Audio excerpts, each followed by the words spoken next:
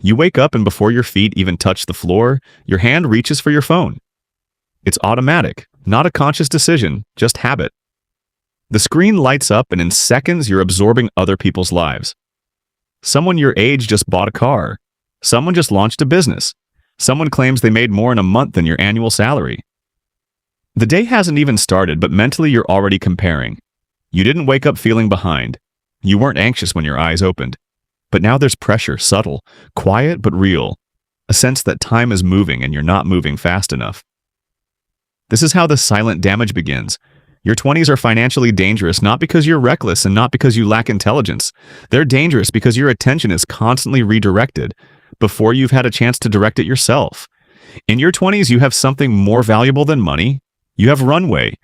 You have time when compounding is almost unfairly powerful.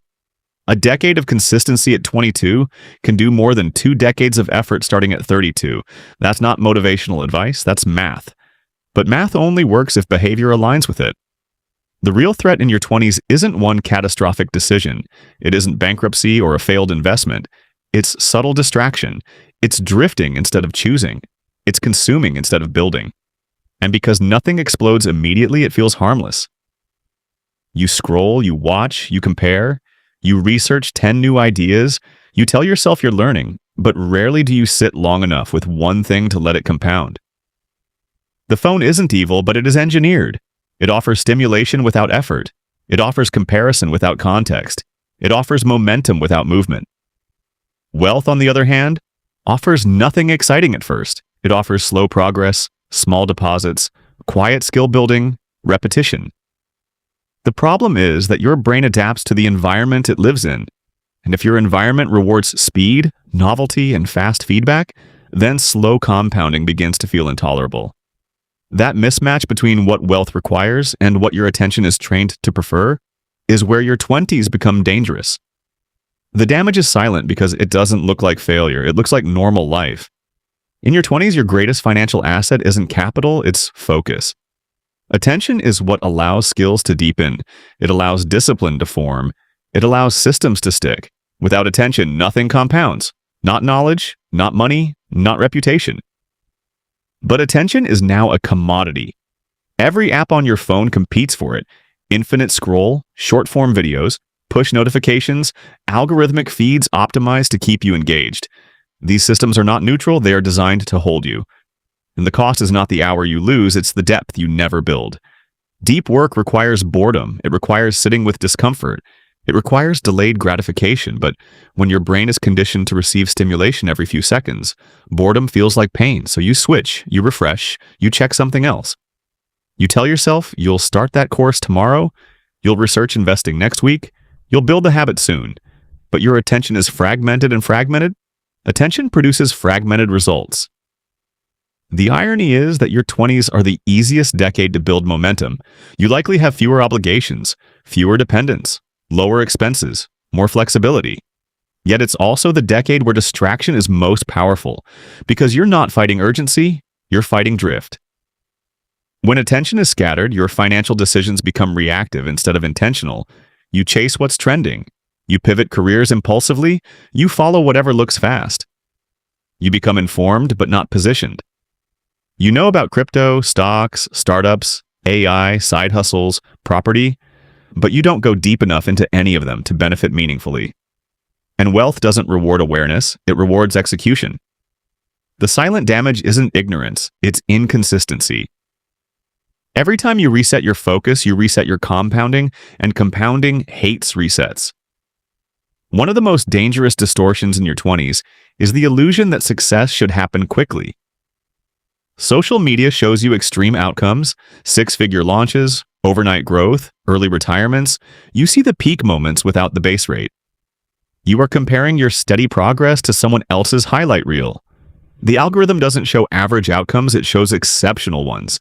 That creates a false perception of how often extreme success occurs. And when you internalize that distortion, slow progress feels like failure. You begin to distrust boring strategies, you question long-term investing because the returns aren't dramatic enough, you abandon skill building because it doesn't produce visible rewards quickly. You start looking for acceleration instead of stability. But what's rarely shown is that sustainable wealth is usually built quietly. It looks like investing every month regardless of market mood. It looks like improving one skill consistently for years. It looks like saying no to upgrades when income rises. It doesn't look impressive at 25. It looks unstoppable at 45. The illusion of speed convinces you that you need momentum immediately. But the real advantage in your 20s isn't speed, it's direction. If you can pick a direction and stick with it long enough, compounding does the rest. The people who look behind at 26 often look dominant at 36. Because they stayed in the game, the people who chase speed often burn out or reset repeatedly. The illusion of speed makes you restless. Restlessness breaks consistency.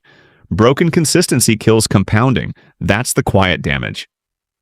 Here's what makes your 20s uniquely powerful. Time amplifies everything. If you begin investing at 22 instead of 30, that 8-year difference is not just 8 contributions, it's multiple compounding cycles. Money invested earlier multiplies more times. Someone who invests consistently from 22 to 30 and then stops can often end up ahead of someone who waits until 30 and invests for decades because time compounds money more than effort does. Now apply that to distraction. Every year you delay starting is not neutral, it compresses your future. Every year you spend chasing trends instead of building depth reduces your runway. But it doesn't feel dramatic. You tell yourself you're young, you'll catch up later. You need to enjoy life first. You'll invest when you earn more. But later comes quickly, and when responsibilities increase, flexibility shrinks. Your 20s are when mistakes are cheapest, but they're also when delay is most expensive. The damage is not a bad year, it's the accumulation of neutral years. Years where nothing was built deeply, where savings were postponed, where skills were scattered.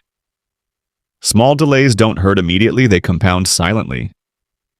The real shift in your 20s isn't financial, it's identity-based. You're not building wealth first, you're building the person who can handle wealth.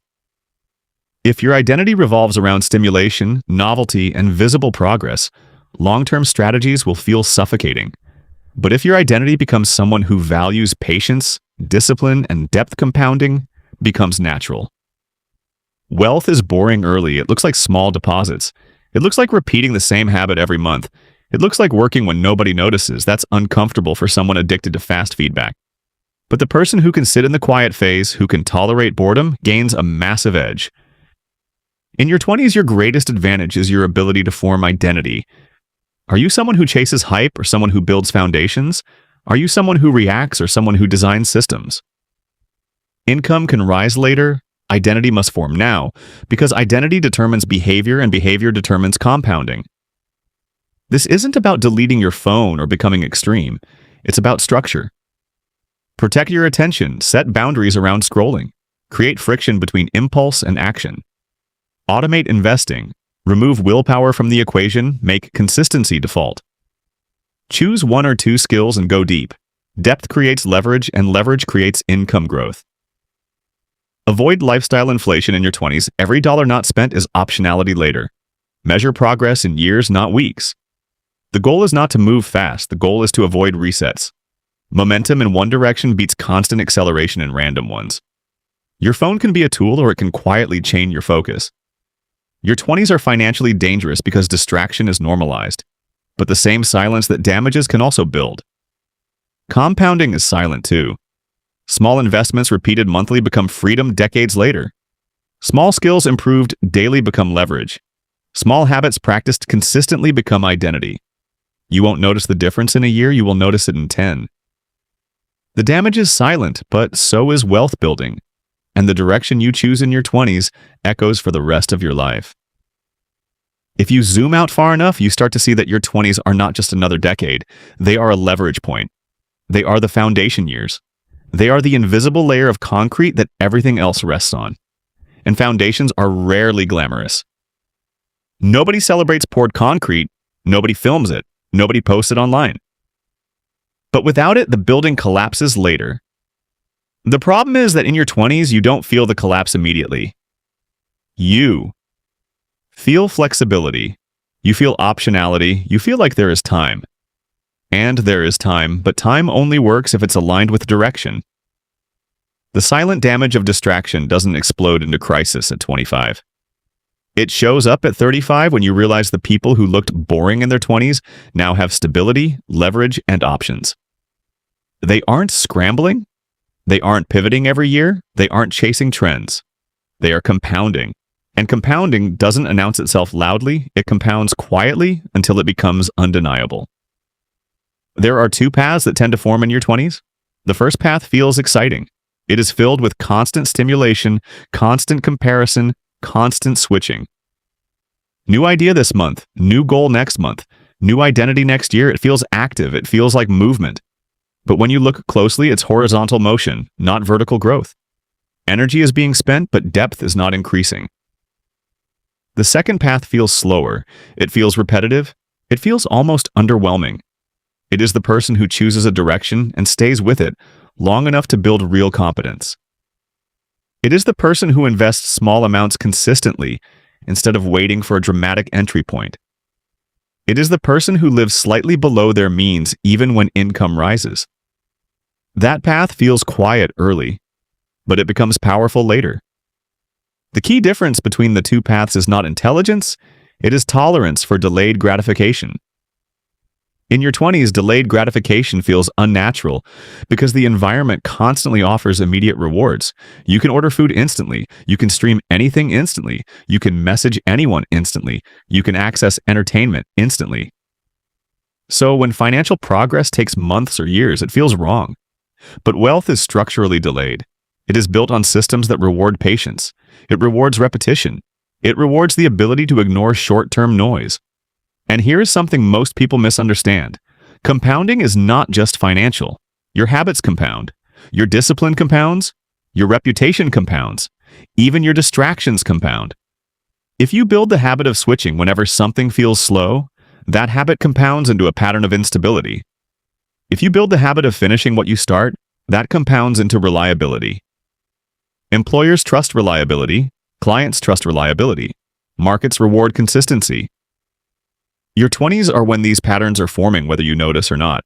The person who scrolls away from discomfort trains themselves to avoid depth. The person who stays in discomfort trains themselves to build it. Over 10 years, that difference becomes enormous. And the scary part is that the scrolling version of you doesn't feel irresponsible. It feels normal. Everyone is doing it. Everyone is chasing something.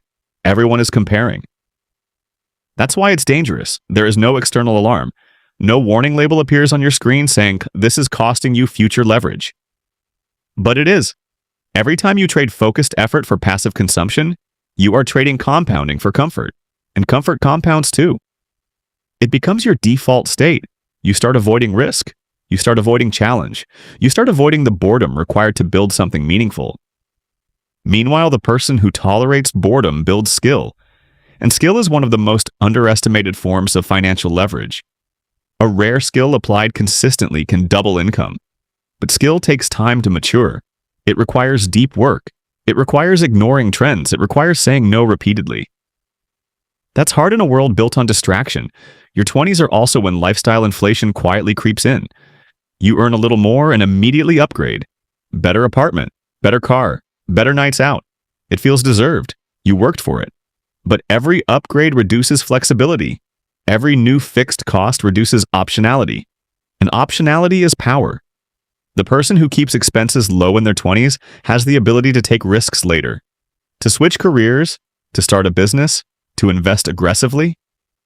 The person who inflates their lifestyle early becomes trapped by their own upgrades. That trap doesn't look dramatic.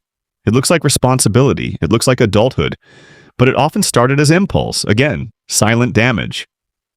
The compounding effect of early discipline is almost invisible for years. That's what makes it difficult. You don't get applause for investing at 23. You don't get validation for living below your means. You don't get attention for building a skill slowly. But those invisible decisions stack. By 30, the stack starts to show. By 35, it becomes obvious. By 40, it looks like overnight success. And people will call it luck. They won't see the decade of quiet repetition. There is also a psychological freedom that comes from early consistency. When you know you've been investing steadily, you stop panicking during downturns. When you know your skill has depth, you stop fearing competition. When you know your expenses are controlled, you stop fearing instability. That confidence compounds too. It changes how you move. It changes what you attempt. It changes how you negotiate. The distracted version of you rarely feels that confidence because there is no foundation under it. It is constantly rebuilding, constantly resetting, constantly reacting. The biggest financial edge you can build in your 20s is not some secret strategy. It is boring consistency. It is deciding that you will not let your attention be rented out endlessly. It is choosing depth over novelty. It is accepting that wealth built slowly is still wealth. And here is something powerful to understand. The habits you form in your 20s rarely disappear later. They solidify. If you build the habit of investing automatically, that habit likely continues for decades. If you build the habit of overspending when income rises, that likely continues too. If you build the habit of checking your phone whenever you feel discomfort, that pattern follows you into your 30s and 40s. The decade doesn't just pass, it programs you. And programming is hard to reverse. That's why this period matters so much. Not because you need to be rich by 29, but because you need to build the systems that will make wealth almost inevitable later. The silent damage of your 20s is not poverty, it is misalignment. It is living in a way that prioritizes stimulation over strategy. It is reacting to the world instead of designing your position within it. But the same silence that damages can also build. If you invest quietly, it compounds quietly. If you build skill quietly, it compounds quietly. If you protect your attention quietly, it compounds quietly. 10 years later, the difference between those who drifted and those who directed becomes impossible to ignore. And that is the real message here. Your 20s are not about being impressive. They are about being intentional. They are not about speed. They are about direction. They are not about visibility. They are about foundation. The phone in your hand can either fragment your future or support it. It can either deliver endless distraction or become a tool you control. The choice rarely feels dramatic in the moment. It feels small.